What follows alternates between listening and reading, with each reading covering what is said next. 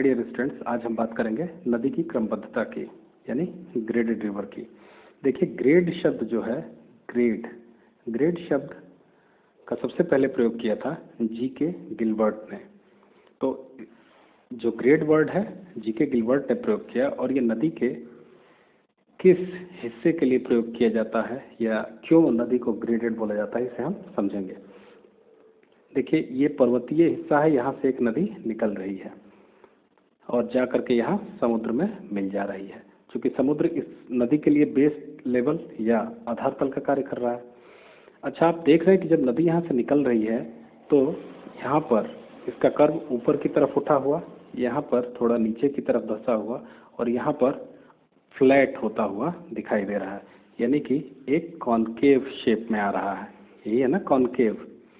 तो ऐसा इसलिए हो रहा है क्योंकि नदी यहाँ अपने ऊपरी भाग में, जिसे हम नदी की शीर्ष अवस्था या नदी की बल्यावस्था कहते हैं, यहाँ पर नदी क्या करती है, कम इरोजन करती है, लेकिन बहुत फोर्स के साथ बहती है या प्रवाहित होती है।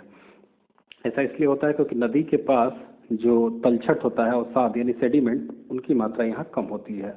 ठीक, यहाँ पर क्या होता है, ये नदी की सबसे अधिक जो अपरदन की शक्ति है यहाँ पर देखने को मिलती है, इस वाले हिस्से में बीच में।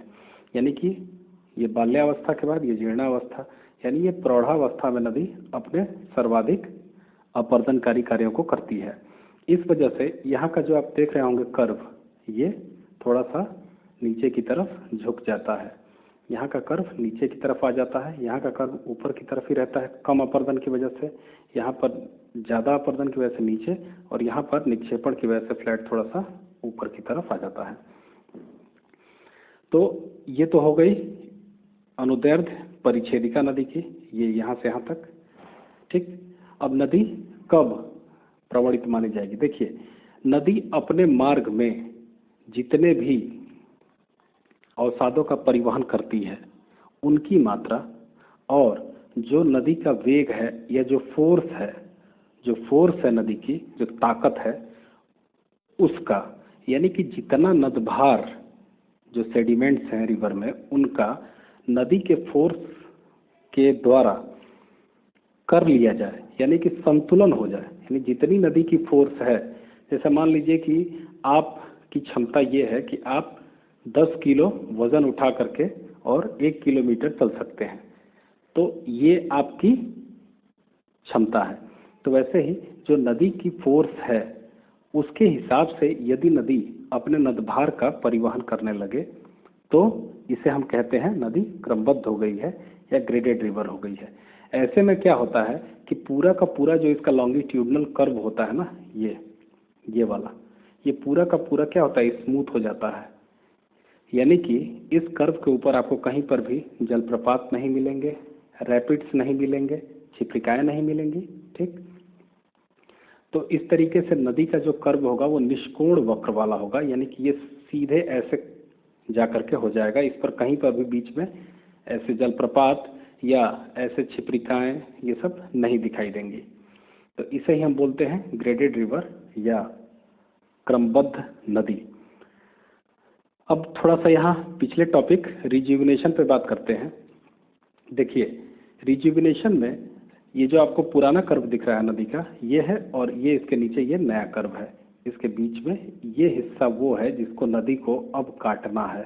ठीक, ये यहाँ पे आपको निक पॉइंट दिख रहा होगा। देखिए, निक पॉइंट वो रिवर है, वो पॉइंट है, निक पॉइंट वो बिंदु है जहाँ पर नदी क्या होती है, अपने पुराने कर्व और नए कर्व के सामने होती है। देखिए, यानी कि इससे आगे वाले हिस्से को नदी लगभग अपने जो उसका नया आधार तल होता है उसके लेवल पर काट चुकी होती है। निक पॉइंट, एक्चुअली निक पॉइंट पर ही जितने आपके प्रपात या जलप्रपात पाए जाते हैं वही होते हैं। तो अगर मान लीजिए एक निक पॉइंट यहाँ है किसी नदी की घाटी में, एक दूसरी नदी की घाटी में यहाँ है, एक निक पॉइंट यहाँ है, तो इनको मिला दीजिए ऐसे, तो यही कहलाएगी आपकी प्रपात रेखा। ठीक, तो वो उस एरिया की प्रपात रेखा हो जाएगी, यानी वाटरफॉल लाइन। उस लाइन के सहारे आपको जलप्रपात मिलेंगे।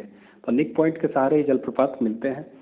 और ये जो पुराना कर्व है, ये जब पूरा का पूरा कट करके यहाँ आ जाएगा इस पे, तो नदी क्या हो जाएगी, क्रमबद्ध हो जाएगी और निक पॉइंट गायब हो जाएगा।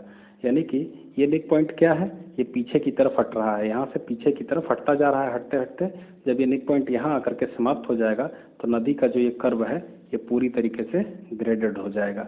यानी नदी का जो फोर्स है और नदी के पास जितने नदभार यानी सेडिमेंट्स हैं उनका वो उस फोर्स के हिसाब से परिवहन करने लगेगी। तो जो प्रोफाइल हमें मिलेगी ना उसे हम क्या बोलेंगे, उसे हम बोलेंगे साम्यावस्था की अवस्था। यानी नदी साम्य हो जाती है, इक्विलिब्रियम में पहुंच जाती है और अपने पूरे के पूरे प्रोफाइल को एक निष्कोण वक्र या स्मूथ कर्व में बना देती है। लेकिन यहाँ आप एक बात ध्यान रखिएगा, याद रखिएगा कि नदी की क्रमबद्धता जो है वो एक सैद्धांतिक स्थिति है जिसे पाने का नदी हमेशा प्रयास करती है। लेकिन नदी के मार्ग में कहीं पर यदि कोई स्थल भाग ऊपर उठ जाए तो नदी उसको काटने के लिए अपनी फोर्स को लगाती है, जिससे कि नदी के घाटी में दूसरी अन्य प्रकार की स्थलाकृतियां बनने लगती हैं। इसी प्रकार से यदि समुद्र की तली नीचे धंस जाए तब भी, और जब समुद्र की तली ऊपर उठ जाए तब भी नदी की जो ये क्रमबद्धता है वो भंग हो जाती है। ऐसे ही जब कोई एक मेन रिवर किसी अन्य रिवर को अपनी घाटी में कैप्चर कर ले, यानी सरिता अपहरण के समय भी ये क्रमबद्धता भंग हो जाती है। तो ऐसे में नदी क्या होती है, नवोन्मेष को प्राप्त करती है, यानी रिजुविनेट हो जाती है और वो फिर से अपने जो प्रौढ़ावस्था या बाल्यावस्था की अवस्था के इरोजनल यानी कि डाउनवर्ड्स नीचे की तरफ कटाव करने लगती है, अपनी घाटी को गहरा करने लगती है। तो इससे उसकी क्रमबद्धता भंग होती है।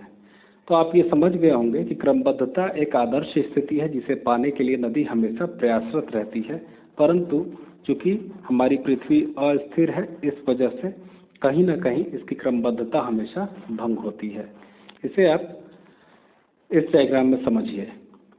देखिए ये गंगा नदी का मार्ग है जो कि बंगाल की खाड़ी में जाकर के मिल रहा है।